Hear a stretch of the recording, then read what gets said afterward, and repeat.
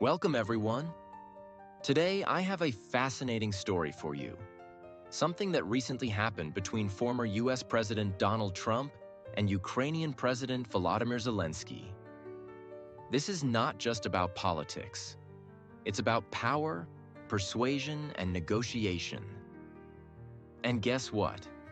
This story will also help you improve your English. You will learn real-life conversations between world leaders. You will understand how to express opinions strongly and how to respond in tricky situations. You will pick up new words and phrases used in political discussions. So, sit back, listen carefully, and let's dive into this dramatic meeting. Part 1. The Arrival and First Words. It was a cold morning in Washington, D.C. The sun was shining, but the air was filled with tension. Zelensky's plane had just landed. He stepped out, dressed in his signature military-style outfit. He looked tired. After all, his country was still fighting a war, and he had flown for almost 10 hours to be here. But this meeting was important.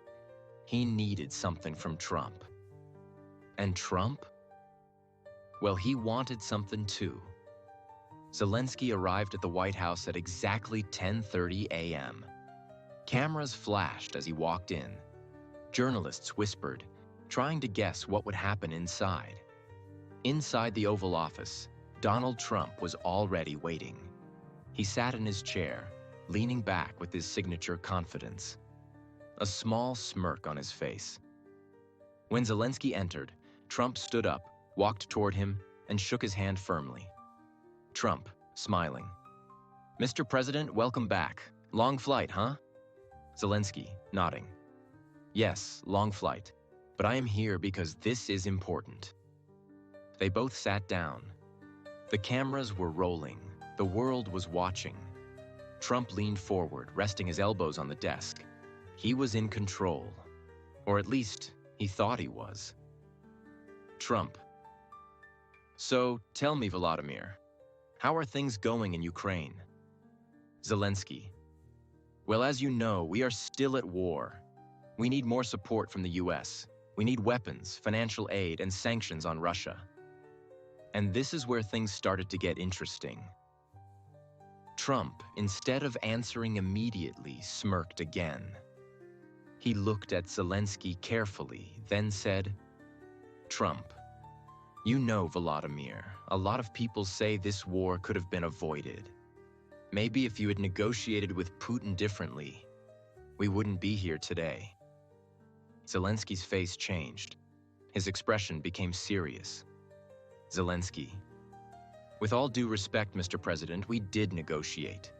But Putin does not keep his word." The room went silent for a moment. The tension was so thick, you could almost touch it. Trump tapped his fingers on the desk.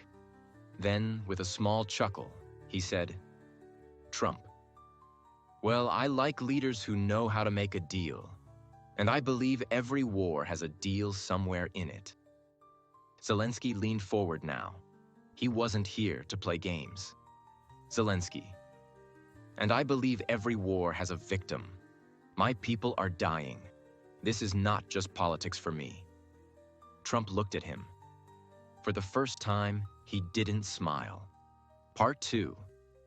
The tension escalates. As the meeting continued, the atmosphere grew increasingly tense. President Trump and Vice President J.D. Vance began to express their frustrations more openly. Vance, Vice President of the United States. "Mr. President, with all due respect, it's disrespectful for you to come to the Oval Office and try to litigate this in front of the American media. You should be thanking the President for trying to bring an end to this conflict." Zelensky. "First of all, during the war, everybody has problems, even you. But you have a nice ocean and don't feel it now. But you will feel it in the future. God bless, you will not have war." Trump. "You don't know that. Don't tell us what we're going to feel." The conversation then took a personal turn, focusing on President Zelensky's attire. Known for his military-style clothing since the Russian invasion, Zelensky's choice not to wear a traditional suit became a point of contention. Brian Glenn, a commentator allied with Trump. Mr. President, don't you think it's disrespectful to meet the President of the United States without wearing a suit? Zelensky, I will wear a suit when the war is over. My attire reflects the ongoing struggle of my people. Despite Zelensky's explanation, the criticism continued, highlighting cultural differences and the weight of expectations during such high-profile meetings. Trump, you don't have the cards right now. With us, you start having cards. Zelensky, I'm not playing cards. I'm very serious. I'm the president in a war. The exchange became increasingly heated, with both sides standing firm in their positions. Trump, you're gambling with millions of lives. You're gambling with World War III. And what you're doing is very disrespectful to this country. That's backed you far more than a lot of people said they should have. Vance, have you ever offered thanks? You're wrong. The meeting, intended to strengthen alliances and discuss critical support and misunderstandings. The personal criticisms and escalating tensions underscored the complexities of international diplomacy during times of conflict. Part 3. The final showdown. The room was filled with tension. Zelensky was frustrated. He had come all this way, traveled thousands of miles, only to be mocked and questioned. Trump and his team were not making things easy. But Zelensky was not going to back down. He was the leader of a country at war. He needed to stand firm. Trump, listen, Volodymyr, let's be honest here. The US has given you a lot of support, more than any other country, billions of dollars. And yet you come here asking for more. Where does it end? Zelensky looked directly at Trump. His voice was calm but firm. Zelensky, Mr. President, this is not about money. This is about survival. My people are dying every day. Russia is attacking us. If we stop fighting, we lose our country. Trump smirked. He tapped his fingers on the table. Trump, and if you keep fighting, what happens? More war? More destruction? Look, I don't like endless wars. I want peace. Zelensky's face changed. Zelensky, then help us. Give us the support we need to win. Trump shook his head. Trump, win?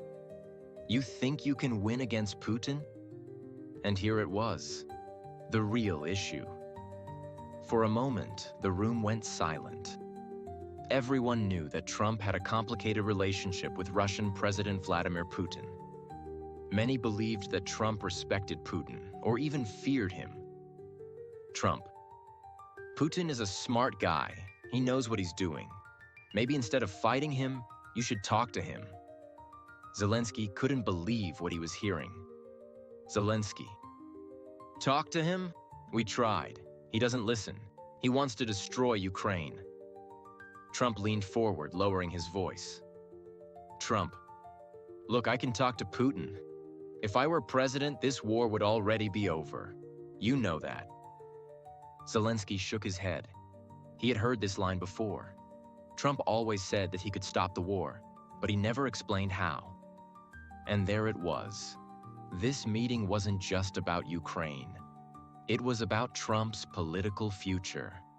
He wanted to win the next election, and he wanted to show the world that he was the only one who could control leaders like Putin. Zelensky felt frustrated. He needed real help, not politics. The conversation was over. Zelensky had made his case. Trump had made his point, and nothing had really changed. But one thing was clear. Trump saw himself as the deal maker. Zelensky saw himself as a fighter. And Putin? He was waiting, watching.